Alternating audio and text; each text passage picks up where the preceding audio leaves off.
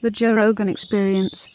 Yeah. It just shows like, wow, this is wild. This is a wild sport. It's pretty exciting. How long are the rounds? Are they normal length? 3 minutes? 5 rounds of 3 minutes. Yeah. Okay. Yeah, exactly. But so then, it's very similar to Muay Thai. Yes, but then the crazy part, which my fights I fought in traditional Litwa rules, is that you have an injury timeout. Injury timeout. So meaning that, let's say you knock me out, Joe, and then I have they pull me out in my ring in my corner. They slap my face. They bite my ear. They pull my hair. Bite your ear. Whatever. They want to make me up. They want bite your ear. But that helps you wake you up. Really? I don't know. It hurts. No, it wakes you up. Have they done that? Not to me. I never use my. But you've seen people do that. Pull the hair, yeah. You've seen them bite each other's ears? Yeah, they just like, they mumble. They just chew on the ear a little bit? Really? It hurts, no? Well, I'm sure it hurts, but I mean, what about ice? It seems like that'd be a better way to wake you up. They do everything. Because let's say you have 2 minutes to get revived.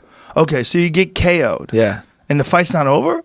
2 minutes to get revived. Why isn't the fight over? I don't know. That's the traditional back to 2,000 years ago. They want to give another chance. What? But the WLC, thankfully. Oh my God, that is so crazy. Yeah. WLC's eliminating the that? room with that, and yeah. I'm good with that. If you want guys to have a career out of Litwa, right? Yeah. It's better for the brain. Oh, yeah, a lot better. Because I've seen, I think only seen one time, actually, it was Tuntunmin with, I think, Cyrus, where actually you get the only guy, you get knocked out. He went back to his corner, got revived, and won the fight. What? Yeah, he won by decision? No, there's no decisions. The towel. Cyrus Washington's corner threw in the towel. Yeah.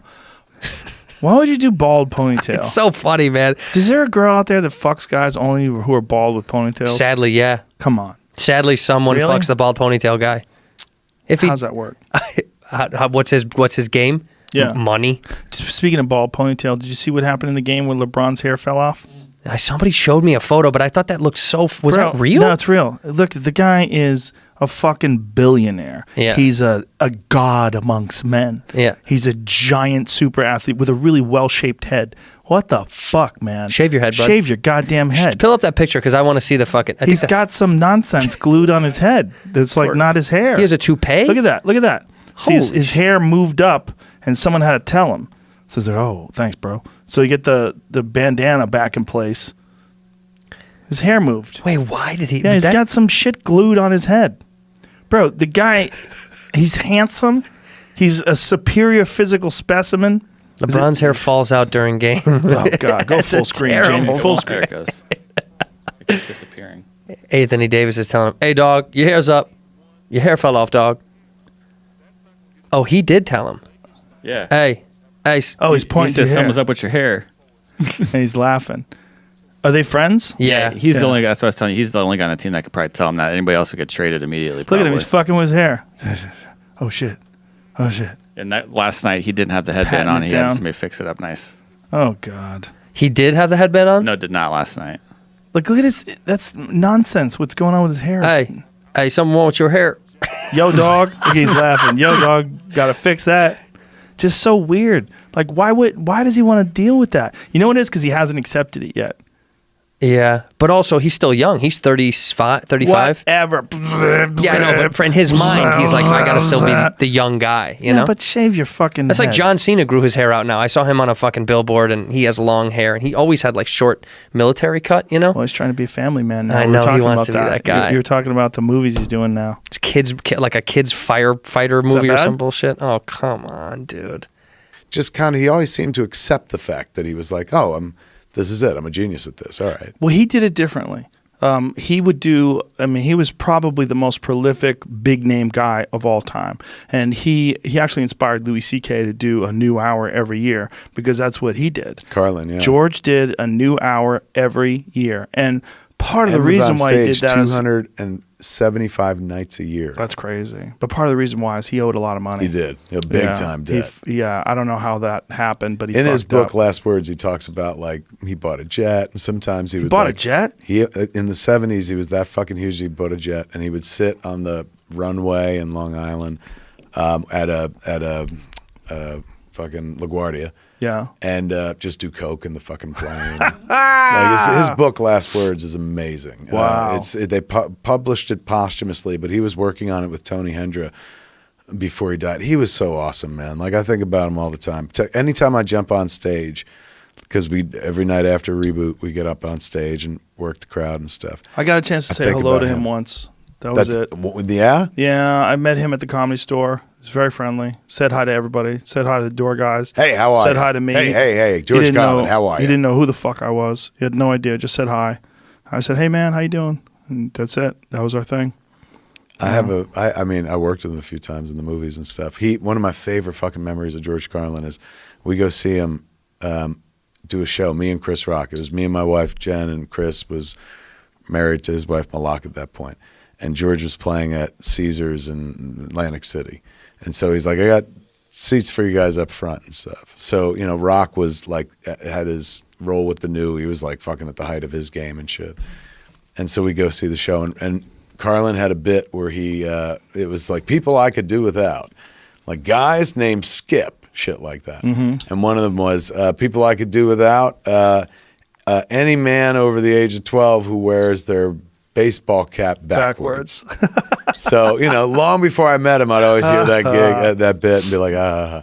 So the night we're at the show, he's up there doing a bit. And he's like, another person I could do without. Kevin, you're exempt from this. Guys over the age of 12 who wear their baseball cap backwards. And Rock, like my eyes lit up and Rock's next to me and Rock goes, he knows who you are. Even though like we'd worked together on the movie and shit. It was so It fucking made you awesome. exempt though. For the show. For the bit. Because I was there. Kind of very sweet. Nice. But if you get a similar story coming out of Iran, for example, who's not a U.S. ally, or they love to go after Maduro, and I'm not saying he's a good guy, but they go after Maduro because he's not a U.S. ally, so they could harp away on all the negative things about him, but we're not having a conversation about Jamal Khashoggi. We're not having a conversation about people being beheaded in the public square for stuff like sorcery, Joe. They kill people in Saudi Arabia for sorcery and witchcraft and drug smuggling and apostasy. If you don't think God is real and you say that in Saudi Arabia, they could kill you. They could cut your head off in the public square. And we really killing people for sorcery? Yes. Really? Yes. They're killing people for sorcery. It's crazy.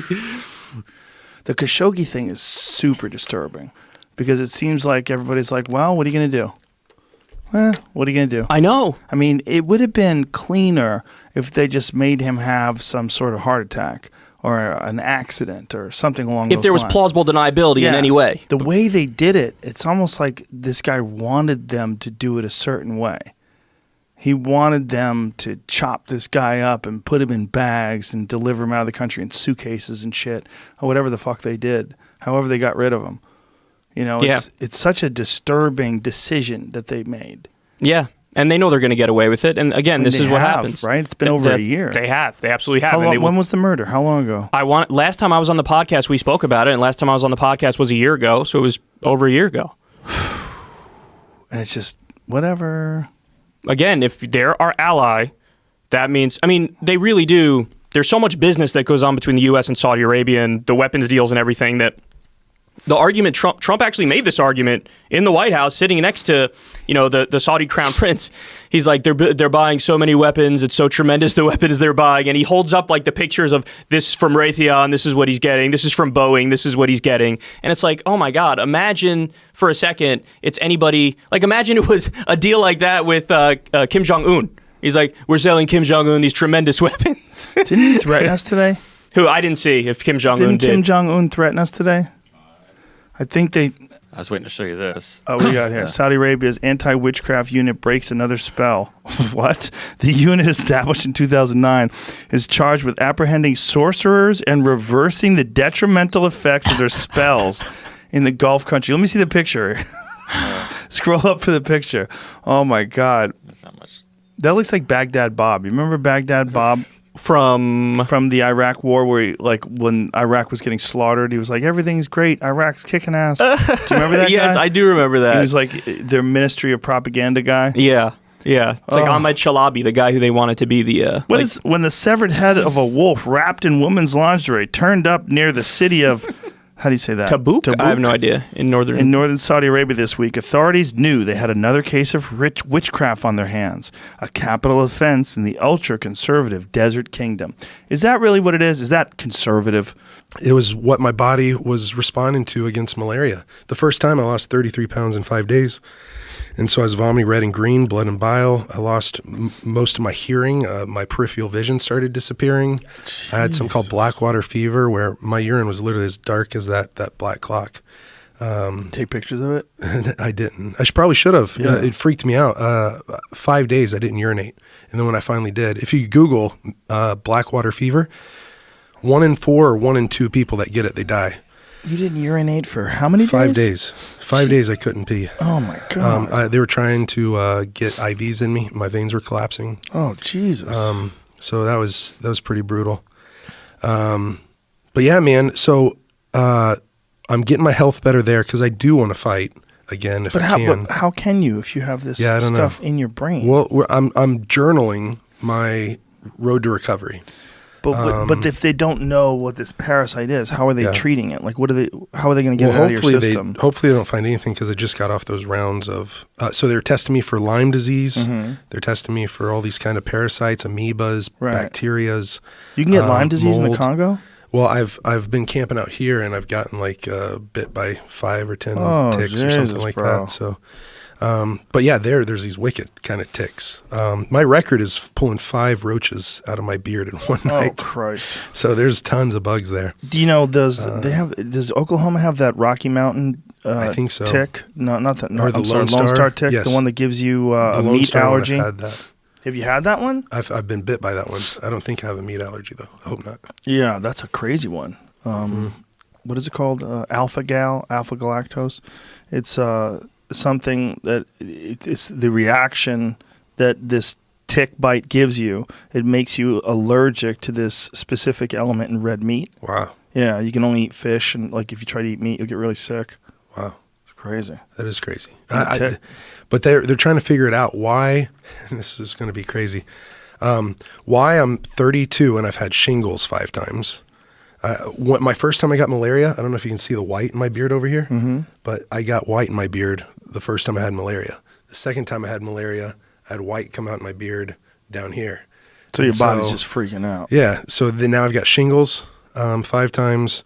And then this is going to sound crazy, but I know I have to have this might be too much information, but I know I have to have a bowel movement whenever my nose starts running. So literally, whenever I have to go, my nose starts running, and then you running and running and running. How is that And connected? I don't know. That's what they're looking into.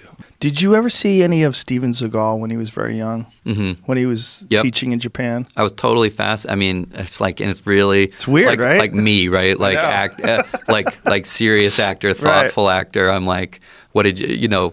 But I like Above the Law. Yeah. Because I was into all that stuff when Above the Law came out, and there was the scene in Above the Law, and he's in an Aikido, gi with the black thing, and he's doing this thing, and I was I was like, oh my God, like this is so cool. Like, when have you ever seen this in a movie? Yeah. And he was a big guy, And he made it violent. yeah, It was big very and- unusual sort of contribution to martial arts because in martial arts movies. Yeah. He made it realistic. Yeah. Like it was one of the most realistic martial arts movies ever. Yeah, it was, and when you look back on it, it there's things about it that don't date super well. Of course. But he But, was But undeniably literally what you just skillful. showed, the Yeah. thing of the guy coming, it's that simple thing, that thrust and the break and the thing. It's Yes. He also in the film, when the guys come at him, shows you how it burns your brain. There's a scene where there's in a bodega, and the guy, I think he smashes a bottle, and he comes at him, and he does like a move in Aikido. It's called like kotagaishi. It's like it's like the wrist, it's like the wrist break flip over, and it was just like, oh my God, like he's doing like nuanced Aikido moves in a big action movie. It was kind of cool. Well, he was one of the first, I think the first Westerner to run a dojo in Japan. I mean, he was a legitimate Aikido master. Yeah, and I think, but what's interesting is when I studied over there, it was slightly controversial because I don't think he had broken away from like Yushiba Aikido. He was doing like the way that Gracie Jiu-Jitsu is not pure Japanese Jiu-Jitsu. He was doing something with this. It was associated more with Osaka than Tokyo, where the Hombu Dojo and Aikido is.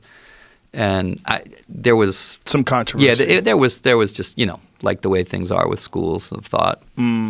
But yeah, he had a certain legit kind of thing, and it's really wild because people like Mike Ovitz, who was like the power agent of all of Hollywood in the '80s.